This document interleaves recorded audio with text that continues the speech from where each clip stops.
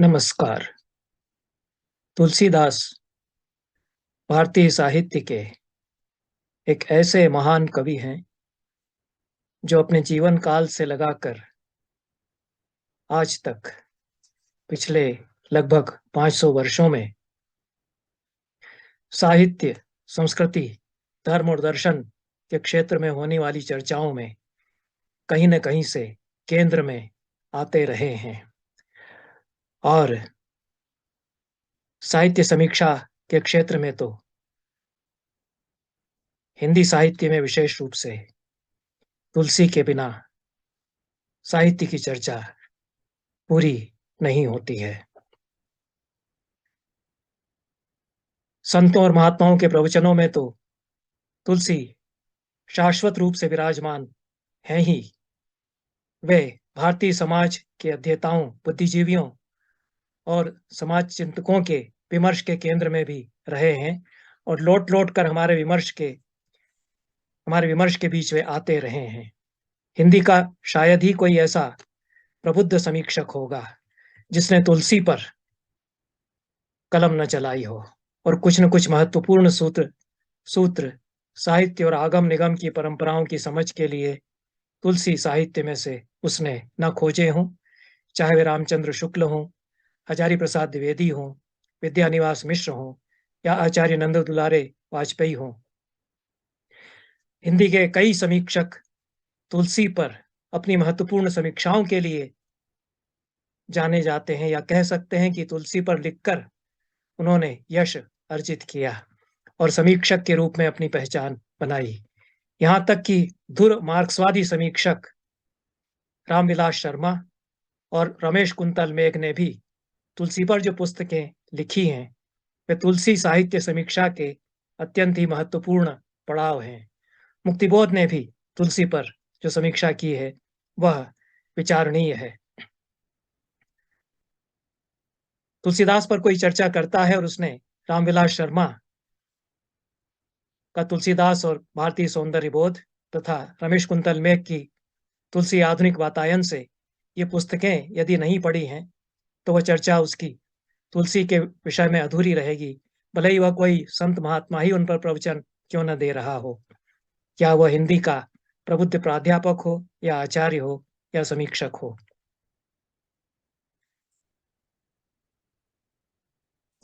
हिंदी में कम से कम पिछले 500 वर्षों से तुलसी को लेकर साहित्य पर विमर्श का सिलसिला चला आ रहा है। यह हिंदी का सौभाग्य भी है कि उसके पास तुलसी जैसा विश्ववंद्य कवि है, जिसे लेकर कहीं न कहीं कहीं न कहीं से कोई महत्वपूर्ण प्रश्न साहित्य, कला और संस्कृति के क्षेत्रों में बराबर उठते हैं और तुलसी साहित्य का मंथन और उस पर चिंतन बराबर चलता रहता है। हाल ही में 2 अत्यंत ही महत्वपूर्ण प्रकाशन तुलसी को लेकर मेरे पास आए हैं।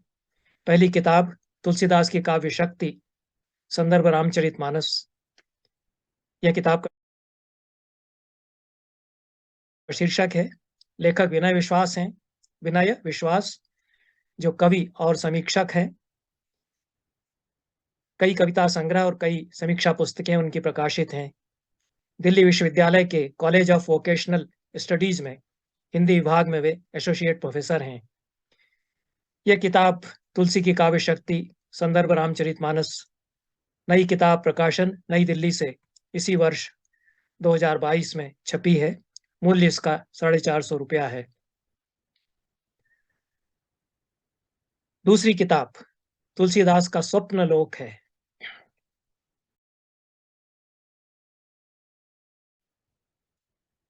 इसके लेखक ज्योतिष जोशी हैं। ज्योतिष जोशी हैं। सेतु प्रकाशन से यह पुस्तक छपी है। 425 रुपया इसका दाम है। ज्योतिष जोशी जाने माने कला समीक्षक और साहित्यकार हैं, कवि हैं। ललित कला अकादमी में ये काम करते रहे हैं। वर्तमान में जवाहरलाल नेहरू मेमोरियल लाइब्रेरी में तीन मूर्ति भवन में वे वरिष्ठ फेलो के पद पर कार्यरत हैं। दोनों ही पुस्तकें तुलसी पर जितने अध्ययन अभी तक हुए हैं, उनमें नया काफी कुछ जोड़ती हैं। हमारी जानकारी में भी इजाफा करती हैं और तुलसी विषयक विमर्श में वे कुछ नई उत्तेजना प्रदान करती हैं। दोनों ही पुस्तकों के लेखक साहित्य के अच्छे अध्येता हैं और तुलसीदास की सभी रचनाओं का दोनों ने अच्छा पारायण किया है। विशेष रूप से ज्योतिष जोशी ने। दोनों ही लेखक रामायण की कथा में युग-युग में हुए परिवर्तनों को प्रक्षेप के स्थान पर सर्जना की प्रक्रिया का अंग मानते हैं। दोनों की दृष्टि में किंचित अंतर है। विनय विश्वास रामचरितमानस को एक महनीय काव्य कृति के रूप में देखते हैं और वे मानते हैं कि जो कवित्व का गुण है तुलसी का, वह उनकी लोकप्रियता का मूलाधार कहा जा सकता है। ज्योतिष जोशी तुलसी का सर्वांगीण आकलन करते हैं।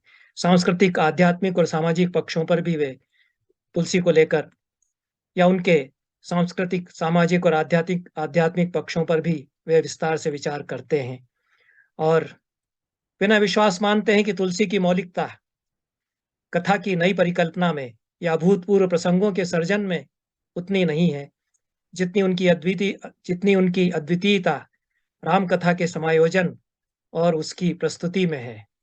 राम कथा को वे जिस प्रकार से पुनर्विन्यास देते हैं, उसमें रामचरितमानसकार की या तुलसी की विशेषता है। अलबत्ता ऐसा लगता है कि वाल्मीकि रामायण के पश्चात संस्कृत में लिखे गए रामकथा विषयक अपार साहित्य से बिना विश्वास का पूरा परिचय नहीं है। अन्यथा परशुराम लक्ष्मण संवाद, केवट प्रसंग, अंगद रावण संवाद जैसे जिन प्रसंगों को वे तुलसी का अपना विन्यास मान रहे हैं, वे हनुमान नाटक या जयदेव के प्रसन्न राघव या अध्यात्म रामायण आदि ग्रंथों में पहले आ चुके हैं। तुलसी उनको नया विन्यास अवश्य देते हैं। बिना विश्वास रामचरितमानस के उपोद्घात को बहुत ही सांकेतिक और साभिप्राय मानते हैं। तुलसी ने आरंभ में गणेश वंदना नहीं की, सरस्वती वंदना की है।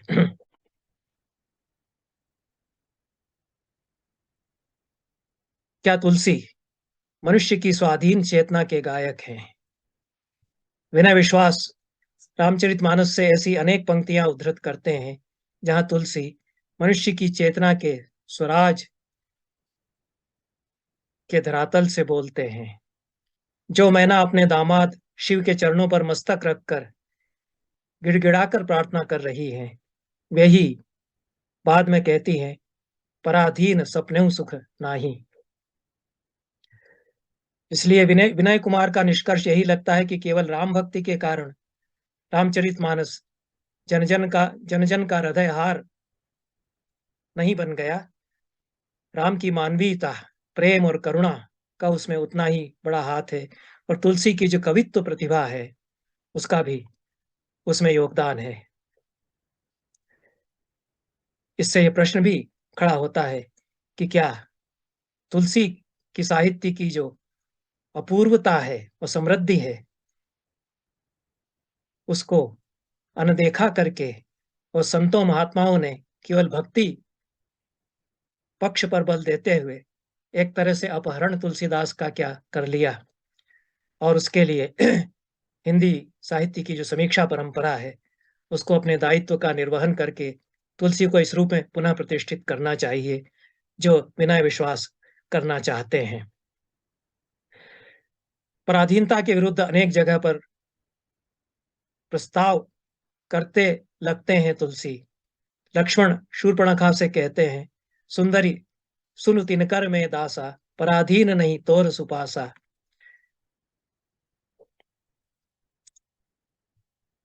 इस प्रकार से दोनों ही लेखकों ने, बिना विश्वास ने और ज्योतिष जोशी ने भी भक्ति को व्यक्तिगत निष्ठा तक सीमित करके नहीं देखा, उसकी सामाजिक और ऐतिहासिक भूमिका को रेखांकित किया है। विशेष रूप से ज्योतिष जोशी विस्तार से विचार करते हैं जो तुलसी के भक्ति दर्शन की सामाजिक और ऐतिहासिक पृष्ठभूमि है और भक्ति काल केवल राम भक्ति के द्वारा वैयक्तिक मुक्ति अर्जित करने के प्रयास पर ही केंद्रित नहीं है। भक्ति काल जन जन के द्वारा ईश्वर की उपासना का अधिकार मांगने का एक काल भी है। बिना विश्वास बुल्के के कामिल बुल्के के अनेक निष्कर्षों को समर्थित करते हैं। बुल्के मानते हैं कि रामचरितमानस प्राचीन काल से चली आ रही राम कथा की लोक संग्रही परंपरा का सर्वश्रेष्ठ प्रतिनिधि है। जो लोक दृष्टि है तुलसीदास की और लोक संग्रह पर जो उनका आग्रह है, उसको दोनों ही लेखकों ने तुलसीदास का वरेण्य गुण माना है। बिना विश्वास कामिल बुल्के के हवाले से यह तथ्य जोर देकर कहते हैं कि तुलसी ने कहीं भी राम की मूर्ति बनाकर उन्हें पूजने का आग्रह नहीं किया है। तुलसी में मंदिर जाकर पूजा करने का कोई आग्रह नहीं है। मंदिरों के पंडे पुजारियों ने तो उनको तंग किया था और बाद में उनको महंत भी बना दिया गया था, तो मंदिर की महंतगिरी छोड़ कर के चले आए थे। वे स्वयं तुलसी स्वयं मंदिर की सांस्थानिकता से त्रस्त हैं। इसलिए ऐसा कोई आग्रह उनमें किसी संस्था को खड़ा करने का धर्म के नाम पर, राम भक्ति के नाम पर कहीं भी नहीं है। और यह जो रामोपासना का स्वरूप तुलसी बताते हैं, यह दोनों पुस्तकों में बहुत ही विचारणीय रूप में प्रस्तुत किया गया है। विशेष रूप से जोशी ने तुलसी के दर्शन और धर्म विषयक चिंतन को केंद्र में रख कर के जो बातें कही हैं, वे बहुत ही विचारणीय हैं। तुलसी का आकलन केवल रामचरितमानस के आधार पर ही न किया जाए, जैसा कि प्रायः होता है, और उनका जो समग्र वाङ्मय है, अपार विशाल वाङ्मय है तुलसी का, उसके अध्ययन के साथ ही तुलसी का आकलन किया जाए या तुलसी साहित्य की समझ उत्पन्न हो सकती है। तुलसी की एक यात्रा जो रामलला, नहछू और जानकी मंगल जैसी रचनाओं से चलती है, कवितावली और दोहावली उसके एक पड़ाव पर आते हैं, वह रामचरितमानस में जाकर पूरी होती है। कवितावली और दोहावली में जिन जिन प्रसंगों की सूचना या संकेत मात्र हैं, उन पर रामचरितमानस में एकदम चुप्पी भी साध ली गई है। जैसे शंभूक वध के लिए दोहावली में कहा गया, मुए जियाए भालु कपि अवध विप्र को पूत।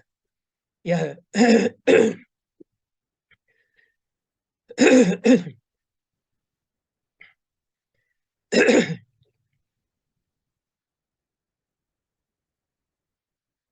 मुए जियाए भालु कपि अवध विप्र को पूत।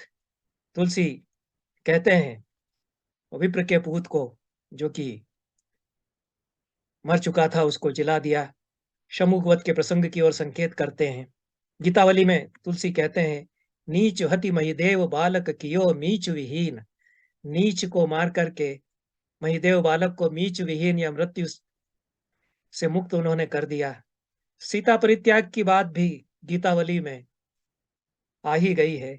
परिहरे बिनु जान की नहीं और अनग उपाऊ, मार्मिक गीत है जिसमें राम कहते हैं कि सीता का परित्याग किए बिना और उपाय क्या है। इन सब प्रसंगों की ओर जोशी संकेत करते हैं और कैसे रामचरितमानस में तुलसीदास इनको छोड़ देते हैं।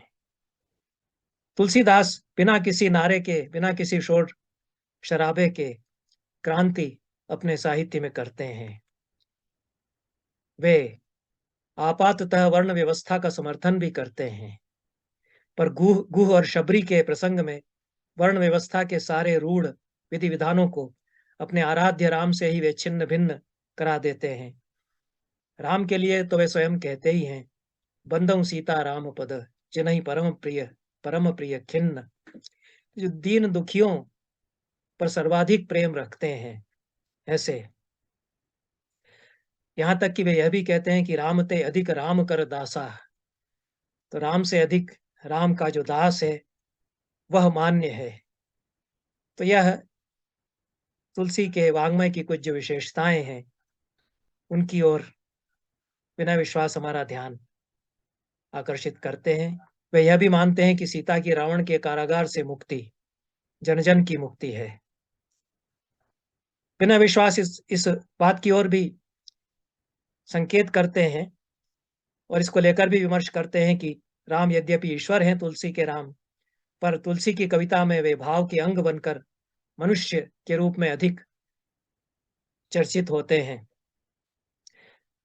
जनमानस राम के ईश्वर होने से उतना प्रभावित नहीं होता जितना उनके मनुष्योचित आचरणों से, मनुष्य के रूप में उनकी महिमा के गान से जितना भारतीय जनमानस आह्लादित हुआ है, और इस कारण रामचरितमानस को उसने अपने घर घर में प्रतिष्ठा प्रदान की है।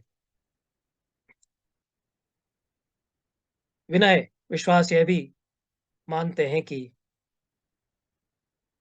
यह जो तुलसी की पद्धति है, कवित्व के द्वारा एक मनुष्य के रूप में ईश्वर का चित्रण करने की, उसमें सिद्धांत कथन पर सृजनात्मकता की विजय हुई है।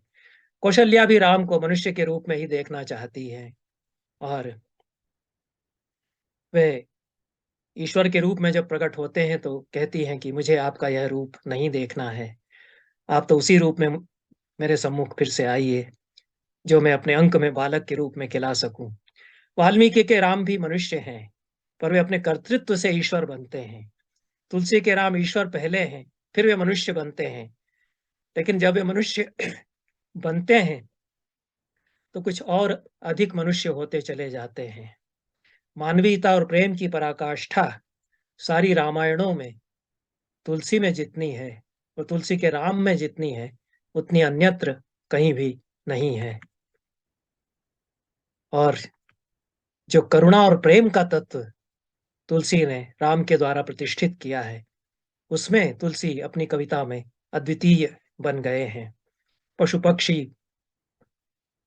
पेड़ पौधे सब प्रेम में डूबे हुए हैं, और राम के प्रेम में डूबे हुए हैं। देखि दखिन दिशि हय ही नाही, जनु बिनु पंख विहग कुलाई। यह जो आकुलता है राम के विरह में, इसके तुलसीदास चितेरे हैं। दोनों ही पुस्तकों में तुलसी का लोकमानस से जो गहरा जुड़ाव है, उसको रेखांकित किया गया है। और ज्योतिष जोशी ने विशेष रूप से तुलसी की जो अन्य रचनाएं हैं, रामचरितमानस के अतिरिक्त जो अन्य रचनाएं हैं, उनसे प्रचुर मात्रा में उद्धरण दिए हैं कि अपनी पूरी काव्य यात्रा में तुलसी लोक से कितने अधिक संपृक्त रहे हैं, और लोक से, लोकमानस से, लोकचर्याओं से, लौकिक जीवन से और लोक की आस्थाओं से कितना अधिक उनका जुड़ाव रहा है। उदाहरण उन्होंने इसको बताने के लिए तुलसी की लगभग सभी रचनाओं से दिए हैं। रामचरितमानस का उन्होंने खूब पाठ किया है, पर एक धार्मिक ग्रंथ के रूप में, एक भक्ति के ग्रंथ के रूप में नहीं, अपितु एक जीवन ग्रंथ के रूप में रामचरितमानस को वे पढ़ते हैं। और इसी रूप में अपनी इस किताब में उन्होंने तुलसी की पहचान की है। संपूर्ण तुलसी वाङ्मय के महासागर को उन्होंने मथा है, और तुलसी पर जितनी आधुनिक समीक्षाएं हैं, उन पर भी उन्होंने अच्छा विचार किया है। चाहे वे ग्रियर्सन हो, वारान्निकोव हो, कामिल बुल्के हो, पश्चिमी विद्वान हो, या महात्मा गांधी अथवा लोहिया जैसे समाज सेवी हो, तपपूत नेता हो, या आधुनिक हिंदी के समीक्षकों में हजारी प्रसाद द्विवेदी, मुक्तिबोध, रमेश कुंतल मेघ, विजेंद्र स्नातक, गोपेश्वर सिंह तक को समेट कर वे तुलसी पर अब तक हुई जितनी समीक्षाएं, अब तक हुई समीक्षाओं और अध्ययनों का भी एक लेखा जोखा अपनी पुस्तक में करते चलते हैं। दोनों ही पुस्तकें पढ़ने के बाद विनय कुमार की और ज्योतिष जोशी की, मुझको लगता है कि तुलसी का बहुत व्यवस्थित और सही सही मूल्यांकन कम हुआ है, और इस दिशा में दोनों ने प्रयास किया है। उनके मूल्यांकन में अतियां अधिक होती हैं, और एक छोर पर चले जाते हैं समीक्षा करते हुए, या उनके बारे में विचार करते हुए जो भी समीक्षक, प्रवचनकार उन पर बात करते हैं। अतियों से ग्रस्त जो तुलसी समीक्षा का जगत है, उसको एक स्वस्थ दिशा प्रदान करने की ओर ये उपक्रम दोनों के हम मान सकते हैं। एक ओर तो भक्ति भाव में रमे हुए कथित संत महात्माओं ने उनका उपयोग, उनका विनियोजन तुलसी का अपने व्यावसायिक आग्रहों के तहत किया। दूसरी ओर शंकालु दृष्टि है, जो तुलसी में अंतर्विरोध और एकांगिता देखती है। मुक्तिबोध इस दृष्टि से तुलसी पर बात करते हैं और यह कहा जाता है इस प्रकार के समीक्षकों के द्वारा कि वे राम के नाम पर जन जन की समानता की बात भी करते हैं और वर्ण व्यवस्था का समर्थन भी उसी तरह से करते हैं। वे पूज्य विप्र जो ज्ञान विहीना भी कह देते हैं। वे ब्राह्मणवाद के पोषक हैं। यह एक तुलसी के समीक्षकों का दृष्टिकोण है। तीसरे छोर पर एक समीक्षक ऐसे हैं जो तुलसी को कबीर के बरक्स देखते हैं और यह तुलनात्मक दृष्टि से ऊंच नीच बताने की प्रवृत्ति इसमें आ जाती है और तुलसी की उपेक्षा भी इस दृष्टि से की जाने लगती है। कबीर को किसी एक विचारधारा के लिए अनुकूलित करके और उछाला जाता है, प्रक्षेपित किया जाता है, आगे बढ़ाया जाता है। तुलसीदास को प्रक्रियावाद की कुक्षी में डाल करके और पार्श्व में डाल दिया जाता है, उपेक्षित किया जाता है। एक चौथी दृष्टि है तुलसी के समीक्षकों की, जो और भी अधिक खतरनाक है और वह इसी दर्पवाद का, तथाकथित हिंदू दर्पवाद का परिपोष करती है कि तुलसी ने मानस लिख करके, रामचरितमानस लिख करके हिंदू धर्म की, वर्णाश्रम धर्म की, ब्राह्मण धर्म की रक्षा कर ली। ये चारों अतियां हैं, चार छोर हैं तुलसी समीक्षा के, जिनका हवाला ज्योतिष जोशी देते हैं और रामविलास शर्मा की समीक्षा को वे अपेक्षाकृत संतुलित मानते हैं। एक सही पद्धति रामविलास शर्मा तुलसी समीक्षा के क्षेत्र में खोलते हैं। ज्योतिष जोशी उनके पथ के अनुगामी हैं और उस दिशा में आगे बढ़ते हैं। वे मानते हैं कि तुलसी ने भक्ति का मार्ग सामाजिक व्यवस्थाओं की जड़ता को तोड़ने के लिए और व्यवस्था की बाड़ों को तोड़ने के लिए अपनाया। तुलसी के उन पक्षों की चर्चा दोनों ही पुस्तकों के लेखकों ने की है, जो अब तक के अध्ययनों में और उन पर किए जाने वाले प्रवचनों में प्रायः अनदेखे रह जाते हैं।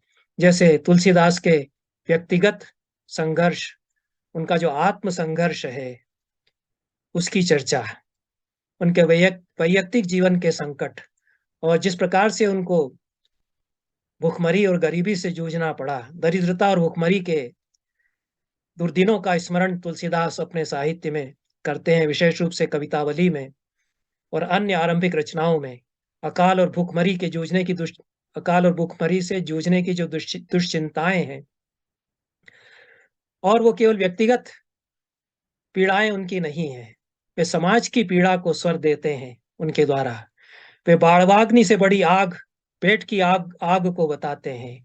आग बड़वागिते, बड़ी है आग पेट की, तुलसीदास कहते हैं। वे अकाल और भुखमरी से तथा आतताई की सत्ता से संघर्ष के लिए भी राम की गुलामी स्वीकार करते हैं। तुलसी सर नाम है राम गुलाम को, जाको रुचे सो कहे कछु ओ, यह वे तभी कह सकते हैं। तो अपने व्यक्तिगत जीवन की दारुण दुख गाथा वे गूंथते चलते हैं और समाज की दुख गाथा में उसको समाहित भी करते चलते हैं। वे यह भी कहते हैं कि किस तरह कुत्ते की तरह चंद टुकड़ों के लिए वे ललचाते फिरते रहे थे एक बार कभी। मातु पिता जग जाई तजो, विधहून लिखो कछु भाल भलाई, नीच निरादर भाजन कादर कूकर टूकन लागी ललाई। ये तुलसीदास लिखते हैं। कैसा जीवन हो, कितना संकट उन्होंने अपने जीवन में झेला।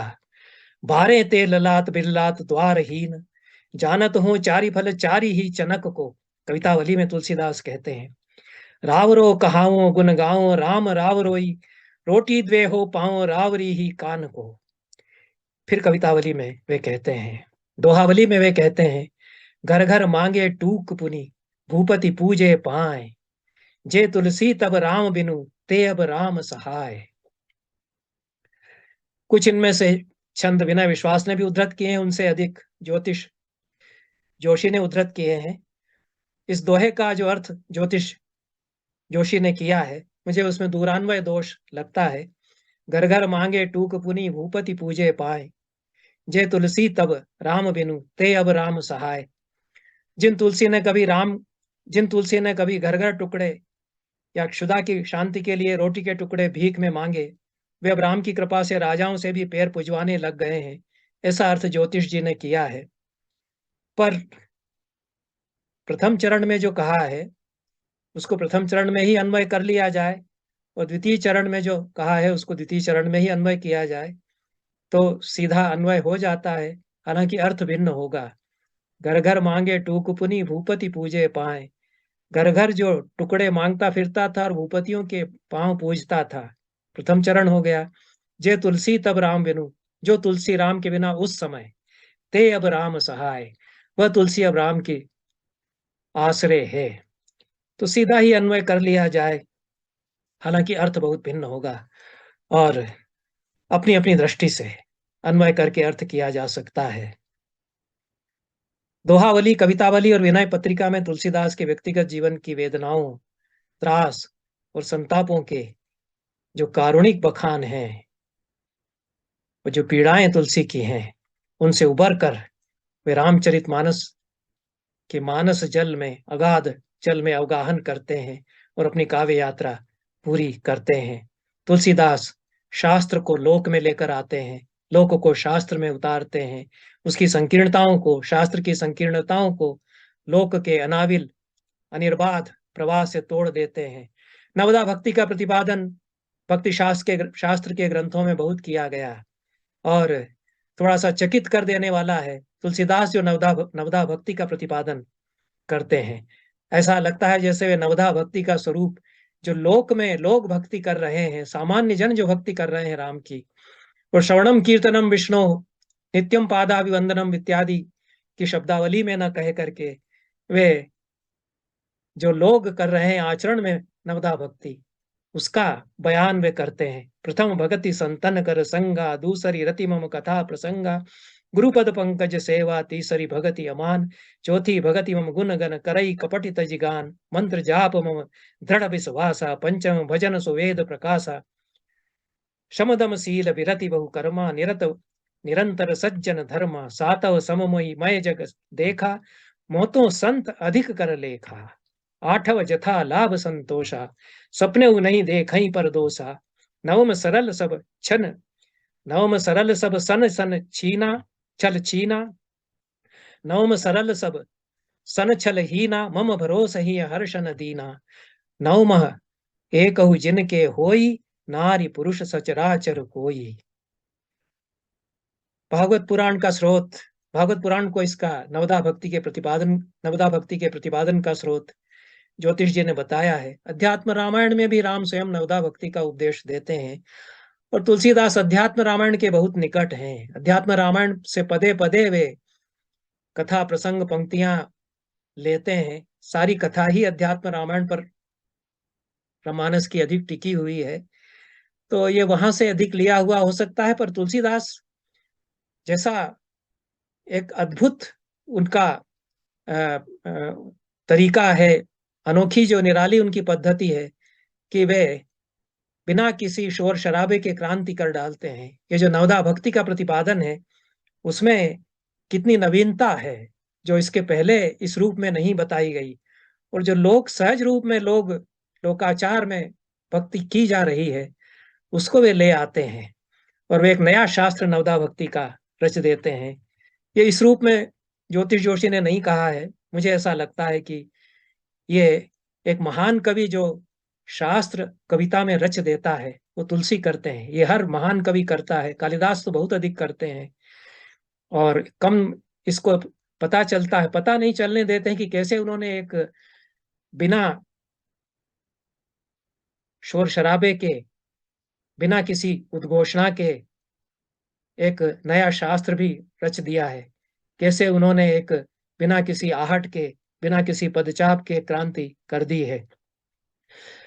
ज्योतिष जोशी इसलिए प्रशंसनीय है कि तुलसीदास के जीवन दर्शन का और जो दार्शनिकताएं हैं तुलसीदास की, उनका उन्होंने नोटिस लिया और उनका विवेचन करने का भी उन्होंने प्रयास किया और उन्होंने इस तथ्य की ओर ध्यान हमारा खिंचाए कि अद्वैतवाद है तुलसी में, लेकिन केवल शांकर अद्वैत से वे बंधे नहीं रहे और वे कैसे दीवारें मिटा देते हैं, तोड़ देते हैं।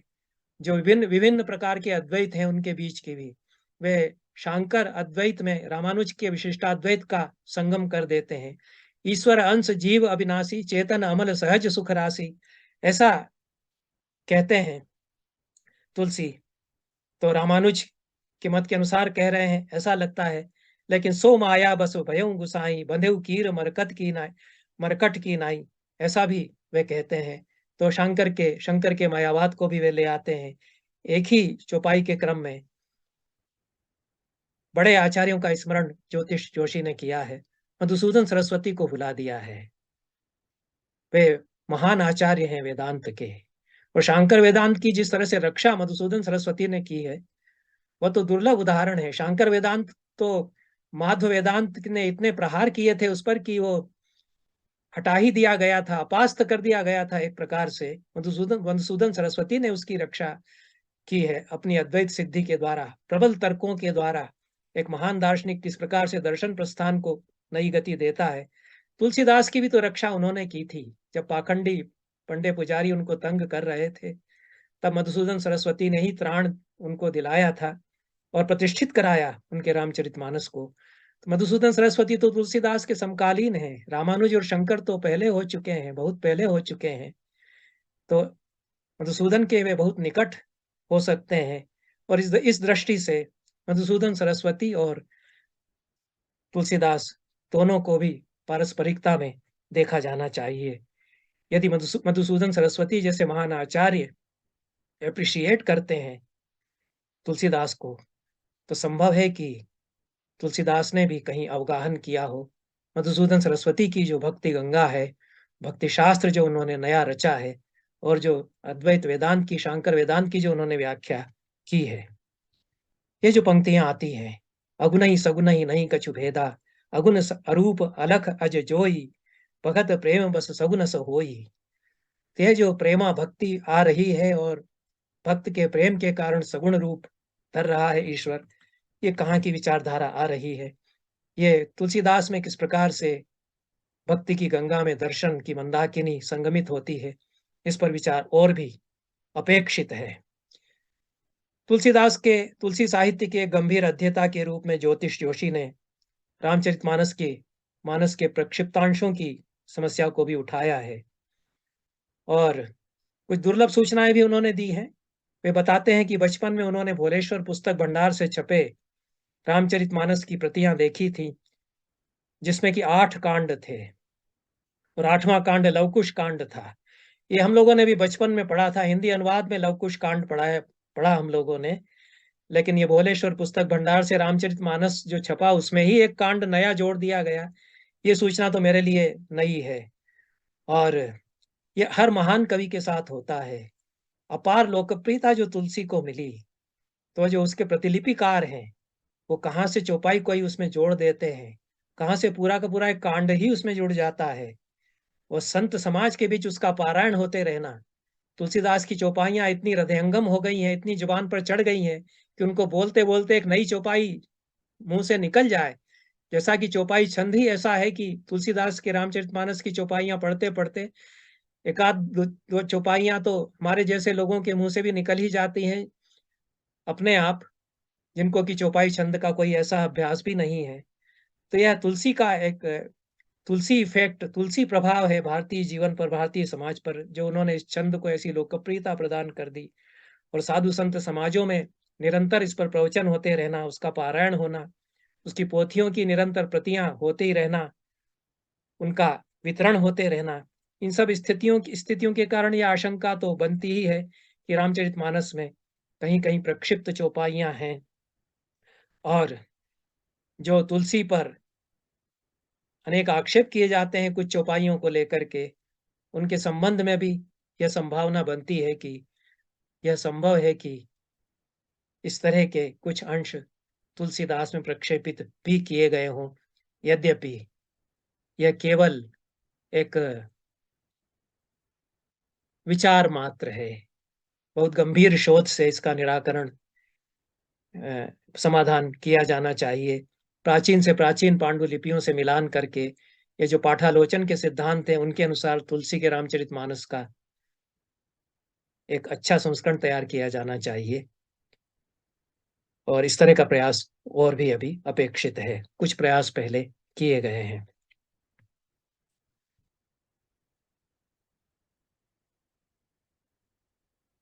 जैसा ज्योतिष जोशी इसमें हमारा ध्यान आकर्षित करते हैं इस तथ्य की ओर कि जो तुलसीदास की समीक्षा के विभिन्न आयाम हैं, विभिन्न कोण हैं, विभिन्न अतियों पर जो अनेक समीक्षक तुलसी को लेकर खड़े हुए हैं, उसमें एक प्रवृत्ति तो संतों की ओर से है, जो तुलसीदास को केवल भक्ति तक सीमित कर देते हैं। दूसरा छोर उन समीक्षकों का है जो कबीर के समानांतर उनको रख कर के देखते हैं या कबीर के पासंग में उनको रख कर के देखते हैं। ज्योतिष जोशी इसमें जो अति हो रही है, उस की ओर हमारा ध्यान आकर्षित करते हैं और उनका कहना है, मैं उन्हीं का वाक्य पढ़ रहा हूँ, वास्तविकता यह है कि दोनों की भक्ति प्रेम पूरित भक्ति है। कबीर और तुलसी दोनों को लेकर वे कहते हैं, वास्तविकता यह है कि दोनों की भक्ति प्रेम पूरित भक्ति है, पर जहाँ तुलसी अपनी भक्ति को समष्टि की ओर मोड़ देते हैं, वहीं कबीर उसे एकांतिक मुक्ति का साधन बना देते हैं। अगर ऐसा न होता तो निश्चय ही उनके समय में बड़ा परिवर्तन हुआ होता। कबीर के लिए वे कहते हैं, यह तो मानना ही पड़ेगा कि तुलसी की व्यापकता, लोक संक्रांति और प्रसार उनके वाङ्मय का, और जो लोक है तुलसीदास की कविता में, उसकी पूरी व्यापकता, कितना बड़ा समाज वो प्रस्तुत करते हैं। वो कबीर का जो समाज और उनकी कविता, उस दृष्टि से उसकी सीमाएं हैं। इसलिए विचारणीय बात ज्योतिष करते हैं। कुल मिलाकर ज्योतिष जोशी यह मानते हैं कि तुलसी में कबीर के ही जैसी ललकार और फटकार भी है, पर कबीर प्रचलित व्यवस्था का विकल्प नहीं देते, तुलसी देते हैं। कबीर की सारी सामाजिकता के सरोकारों पर खूब चर्चा होती है, पर सत्य बात तो यह है कि उनका सारा कर्तृत्व अंततः मठों तक ही सीमित रह गया है। तुलसीदास उल्टे उन मठों को तोड़ते हैं और जनता से जुड़ते हैं। उनका कर्तृत्व सामाजिक आंदोलन में परिणत होता है।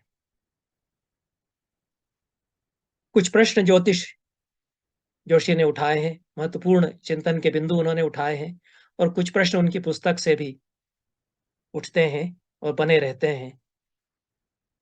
वे कहते हैं कि अकबर के शासनकाल में प्रजा की स्थिति अत्यंत दयनीय थी।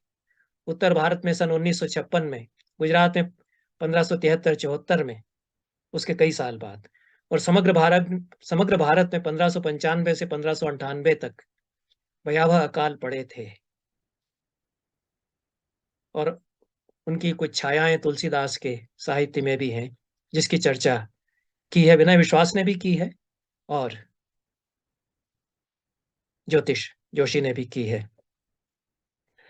फिर भी प्रश्न यह रहता है कि रामचरितमानस में और कवितावली में रामायण के मूल प्रसंगों में राम के विवाह में अपार संपदा का, सारे सामंतीय वैभव का खूब प्रदर्शन होता है। कहीं भी तुलसी के राम गरीबी भुखमरी से साक्षात्कार नहीं करते। तो प्रश्न तो फिर भी उठता है, पर सत्य है कि उन्होंने लोक के रंग में शिष्ट समाज को रंग दिया है। राम केवट की भक्ति से प्रमुदित होते हैं, पर वशिष्ठ तो केवट को राम का सखा मानकर गले लगा लेते हैं। प्रेम पुलक केवट कही नामू, कीन दूरी ते दंड प्रणामू, राम सखा ऋषि बरबस भेंटा, जनुमहि लुठत स्नेह समेटा। यह तुलसी का जो क्रिटिक है पूरे शिष्ट समाज का, वो शिष्ट परंपराओं का, और वो किस तरह से उस शिष्ट समाज को लोक की धारा में निमज्जित करा देते हैं।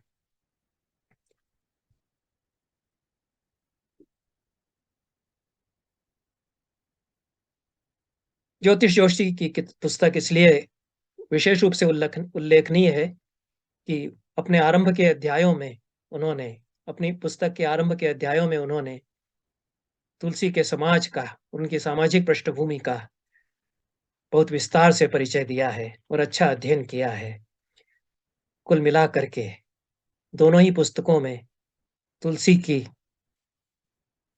कई दृष्टियों से महत्वपूर्ण चर्चा की गई है और अब तक तुलसी पर जो विवेचन हुआ है, उसमें अनेक अनदेखे प्रसंगों को दोनों लेखकों ने उद्घाटित किया है और विशेष रूप से दोनों ही लेखक इसलिए सराहनीय हैं कि तुलसीदास की जो पीड़ाएँ हैं, आकांक्षाएँ हैं, स्वप्न हैं, उनकी चर्चा दोनों करते हैं और अपने समय की दारुण विभीषिकाओं की तुलसीदास जिस तरह से चर्चा करते हैं, उसका विवेचन दोनों ग्रंथकारों ने, विनय विश्वास ने और ज्योतिष जोशी ने किया है। मैं कुछ उद्धरण और पढ़ कर के इस चर्चा को समाप्त करूँगा। किस भी किसान कुल बनिक भिखारी, भाट चाकर चपल नट चोर चाट चेट की, पेड़ को पड़त गुण गड़त, चढ़त गिरी, अटल गहन बन अहन अखेट की, ऊंचे नीचे करम धर्म अधर्म करी, पेट को ही पचत बेचत बेटी बेट की, तुलसी बुझाई एक राम घनश्याम को है, आग बढ़वागी से बड़ी है आग पेट की। ये उत्तरकांड में कवितावली में कहते हैं, खेती न किसान को, भिखारी को न भीख, बलि वणि को न बनिक, न चाकर को चाकरी, जीविका विहीन लोग सिद्धिमान सोच बस, कहें एक एकन सो कहाँ जाई का करी, वेद हूँ पुराण कही लोकों बिलोकियत, साकरे राम साकरे सबे पे राम रावरे कृपा करी, दारिद दसानन दबाई दूनी दीन बंधु, दुरित दसन देखी तुलसी हाहा करी। ये जो तुलसीदास का पक्ष है, सामाजिक पक्ष है, और भ्रष्टा लोलुप शासकों पर जैसा करारा प्रहार तुलसी करते हैं, वो ज्योतिष जोशी कहते हैं कि कबीर से वह कम नहीं है। राज करत बिनु काज ही, करे कुचाली सुराज, तुलसी ते दस कंध ज्यों जइये सहित समाज। कितनी तेजस्वी वाणी है। ऐसे कुचाली राजाओं को बिना काज जो राज कर रहे हैं, वो दशकंध रावण की तरह से हैं, वे डूब जाएंगे ऐसा कहते हैं।